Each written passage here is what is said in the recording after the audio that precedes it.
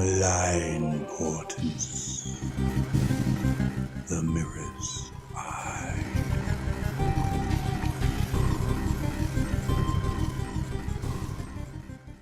Olin jabbed the fire with an old iron poker. "Come on, let's have a little eat," he said. He heard the brittleness beneath his forced cheer and scowled. "You're not fooling anyone, old man, least of all yourself," he muttered. "Now stop putting it off. This is why you're here, and for Sigmar's sake, stop talking to yourself, mad old fool." Olin abandoned the fire, which crackled weakly and without enthusiasm. The tower had been cold since he had arrived, 2 days before, to begin his preparations. Perhaps it was because its old stones reputedly shared a spiritual connection with Shyish, or perhaps it was just that it was really old and drafty, and located above the windswept shoreline of an ice-haunted sea. Athenenia was a long-abandoned corner of Azir, a ghost of a kingdom that had never been much more than a footnote. Too far from anything of value to be worth claiming, too wild to merit defending. It had lain in ruins since before even the Great Retreat. It was said that its failed line of kings and queens had trafficked much with the spirits of the slain, a reputation that had driven away what little life remained in their ailing realm. That was why, centuries later, Olin had made the long journey here, hiking along the lonely roads with his old yew staff, his instruments wrapped tightly inside his battered knapsack. It was a land of ghosts. It was a ghost of a land. What better way to find a spiritual connection with the hidden places of Shyish, and to scry out which Nagash had planned? Olin was no warrior. He couldn't swing a sword with his old arms. He knew little of strategy or the crafting of great weapons. But he could see beyond that which others saw, and he hoped that, insignificant and isolated as he was in the schemes of the gods, talent might allow him to peer past the enemy's defences whilst they were otherwise engaged, and in doing so glean some insight that could aid Sigmar in his war. The poultry fire cracked in the blackened hearth, doing nothing to stop his breath misting the air. The waves murmured on the shore below. A few candles burned against the gloom of twilight, arranged in stone alcoves across the room.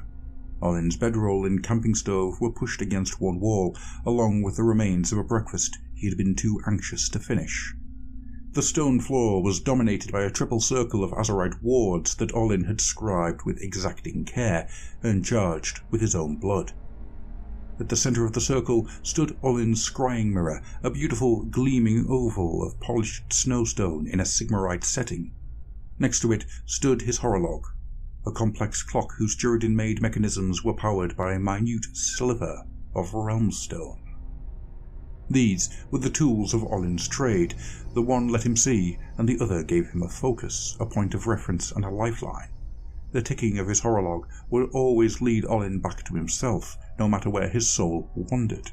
It had never failed him, and he loved it like a favoured pet. Now, Olin stood before his mirror and gritted his teeth, and touched his fingers gently to the top and bottom of its frame.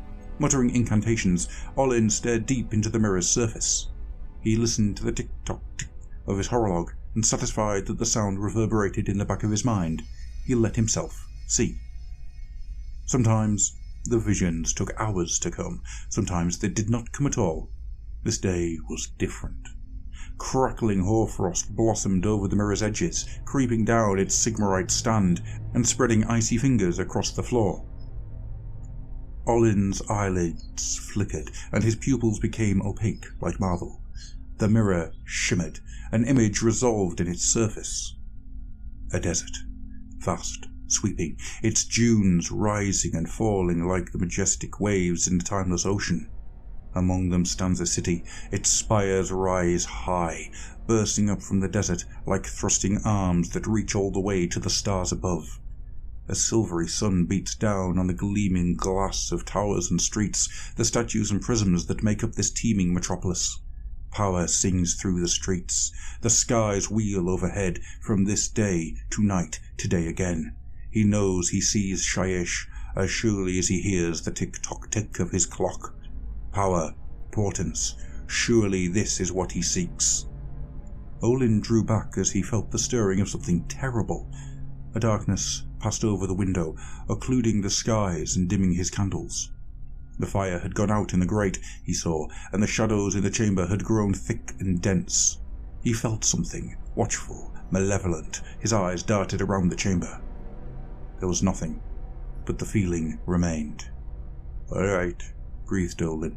"Now why don't you mind me, whatever you are? I'm just looking, and I'm no harm to no one, so you just leave me be, He considered abandoning his ritual, but what had he really learned? His journey would be wasted, and his efforts to aid the war would come to naught. No, thought Olin, he had wards, he was safe, he must press on.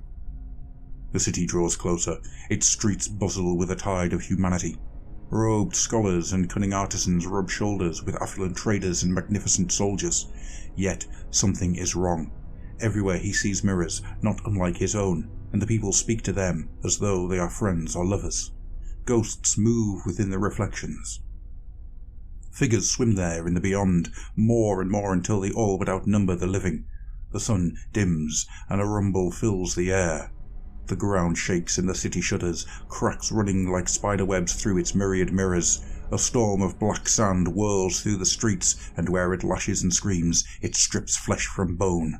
Darkness rises, and the people of the damned city wail in despair. The reflections of the endless mirrors spread and ripple and burst through one another in a horrifying kaleidoscope, until at last all sense and sanity is gone.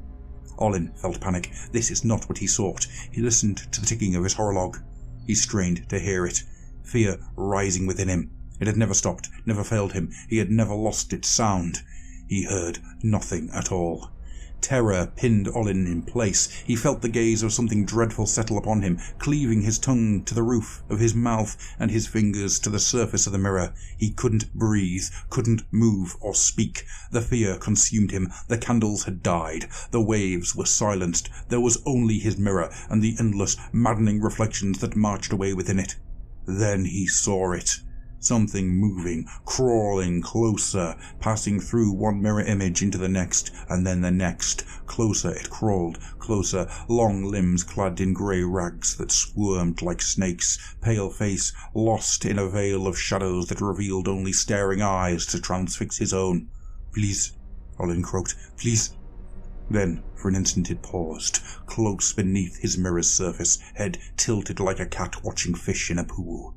Its limbs multiplied in the reflections around it. Its face became several screaming mouths, its staring eyes multiplying and refracting. It lunged. Olin's mirror cracked as though something had struck it with a fearsome blow. Shadowy strands that may have been arms shot up from its surface and snatched him by the throat. His eyes bulged as he was dragged forward into the broken surface and down, down into the ever-shattered depths of the city of mirrors, down into damnation. In the empty chamber, the fire flickered slowly back to life. The candle flames danced in a faint night breeze, and the waves sighed up and down the sands. Only the clock did not restart. Its hands lay still, its face shattered in the same instant as Olin's mirror. It would never tick again.